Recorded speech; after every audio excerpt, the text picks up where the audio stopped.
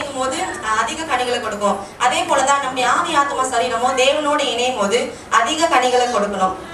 அதுக்கப்புறம் அவர்கிட்ட நம்ம நிலைக்கணும். எந்த ஒரு பாவமும் நம்ம இருதயத்துல இருக்காதபடிக்கு தேவன் கிட்ட நிலைக்கணும். யோவான் 15ஆம் அதிகாரம் 3ஆம் வசனம்.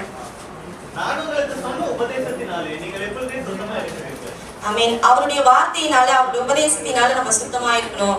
ஒரு வசனம் சொல்றது, அப்படியே வார்த்தைகளை கேட்கிறவர்களை மாத்திரம் இராமல் அதன்படி செய்கிறவர்களாயும் இருங்கள் அப்படின்ட்டு.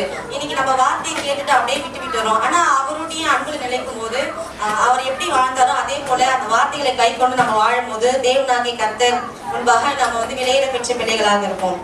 அப்புறம் நம்முடைய வாழ்க்கையை அர்ப்பணிக்கணும் ஆண்டவருக்காக. லூக்கா 16ஆம் அதிகாரம் 11ஆம் வசனம்.